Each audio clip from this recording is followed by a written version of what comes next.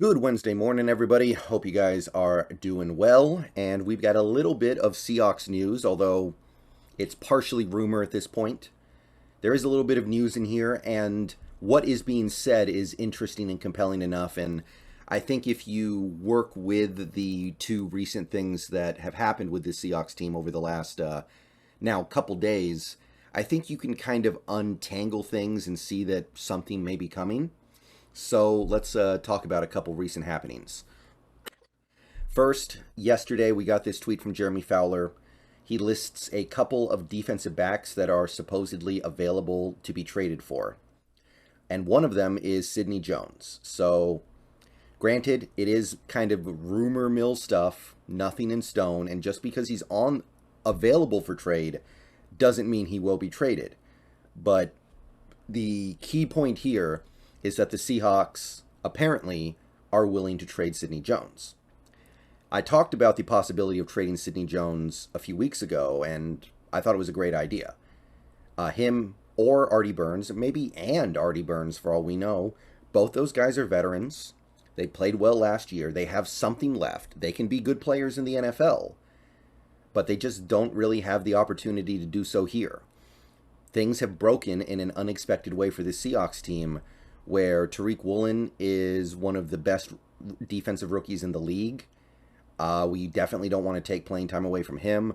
Michael Jackson is playing really well, and he's dirt cheap right now, so we definitely want to keep running with that. Kobe Bryant's playing fairly well as a out of position, I think, by the way. And we're getting Trey Brown back soon, and he was a guy who was playing really well last year before he got hurt.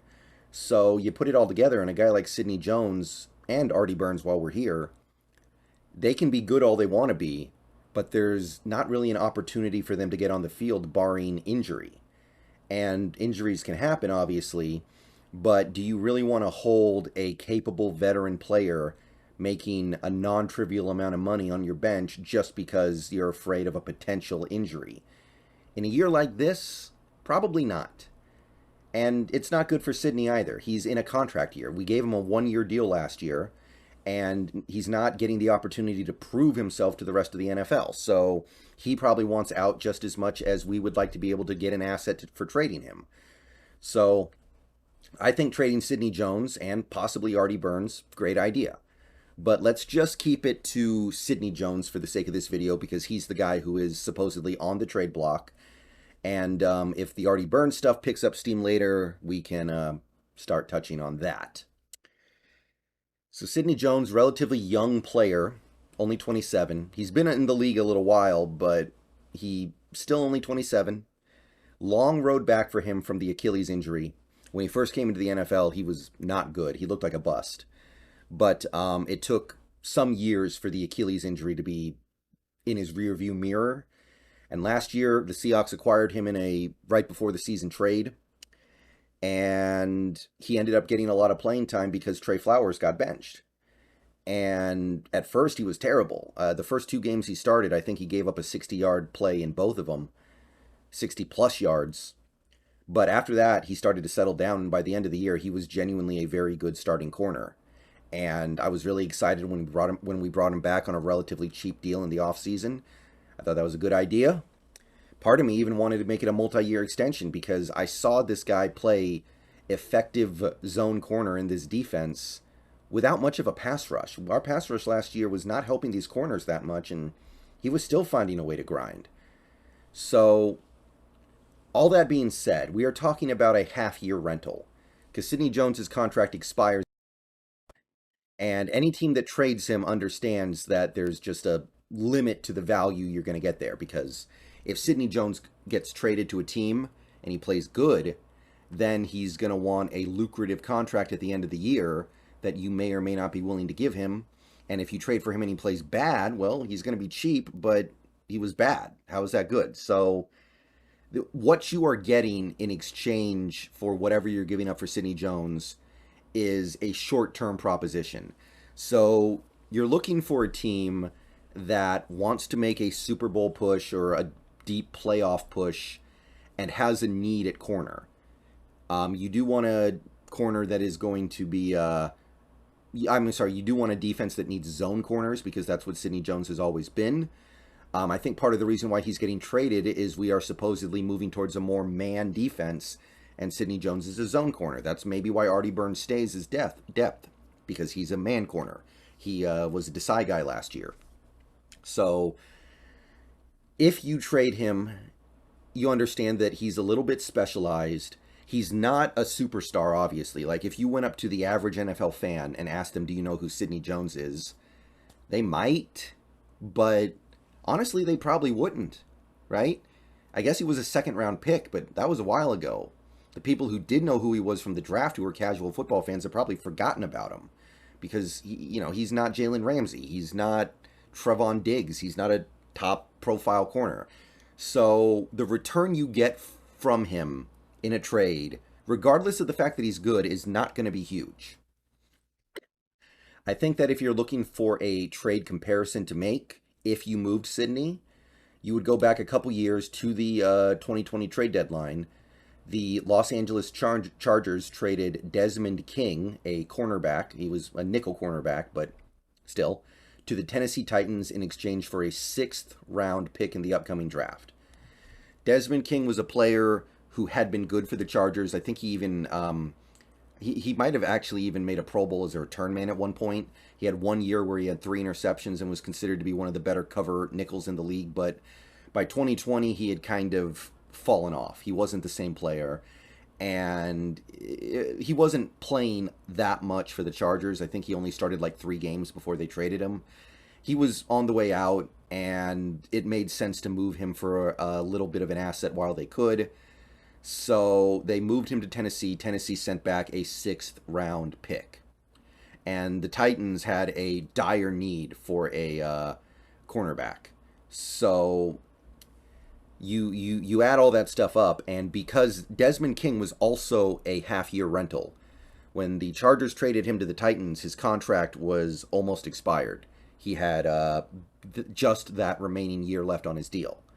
So recognizing that, even though he was really cheap, like actually cheaper than Sidney Jones because he was still in the last year of the rookie deal, whereas Sidney Jones is on a 1-year deal he signed last offseason, you got the 6th-round pick. Now, if you can work the right situation and find a team that is just desperate for a starting quality zone corner, and there are going to be teams like that,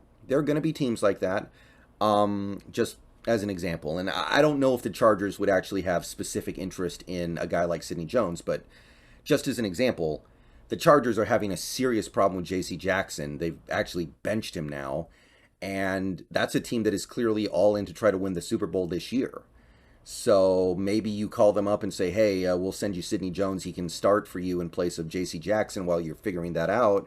You give us a 5th-round pick. They might say yes because they're all in.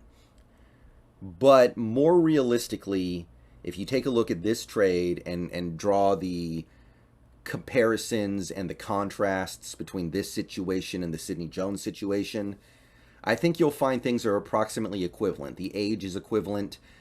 Desmond King actually had some really great years as a nickel corner in the NFL that Sidney Jones didn't. But by this point in time, Desmond King's reputation was much less than what it was, whereas Sidney's reputation is kind of at an all-time high. I think you could probably get about the same. I think you're talking 6th-round pick. So if you move Sidney, my hope would be you get a 5th-rounder, but more likely is you get a 6th. But it's not just about the draft pick, it's also about the money. And if you go to Sidney Jones's Spotrac page, you can see his contract details for this year. He had a $3.6 million deal, and you can see that about 1.6 is base, 1.3 is signing, $640,000 roster bonus. And if you click on the details of a cut or trade of Sidney Jones, you can see that if you traded Sidney Jones after signing this contract, your dead cap hit would be $1.3 million, and the cap savings would be 2.26, so call it 2.3 million. Now, it's possible that that doesn't include the roster bonus. Since the season has started, maybe he's going to get the roster bonus from us regardless. So if that's the case, then the savings on the cap go down to about 1.6 million. So not a huge amount of money, but if he's not going to play or not play significantly, then there's no reason to not do it. So if you move Sidney Jones, you're saving about 1.6 million. So that has to be a big part of it. Not only are you getting back a relatively low value draft pick, you're just getting the opportunity to move on from the part of the salary. And even if it only is a savings of 1.6 million, that might be significant. And 1.6 million is actually kind of a compelling number right now because it is very close to the amount of money the Seahawks freed up when they restructured Gabe Jackson on Saturday. I didn't make a video about this when it happened because it was pretty minor and insignificant. But a few days ago, the Seahawks created about 1.76 to be exact, $1 million in cap space by restructuring Gabe Jackson. Now, to talk about this real quick, basically what this means is we save a little bit of money against the cap this year, but we increase Gabe Jackson's dead cap hit next year from $3 million to 4.7 or about 4.8 million. Now, 4.8 million, you can still certainly deal with a dead cap hit like that. He may still get cut. It depends on what happens the rest of this year. It depends on what we do this offseason. Obviously, they made it $1.76 million harder to release him in the offseason. But that's not a particularly big deal right now. We'll analyze more about what that specifically means in the offseason.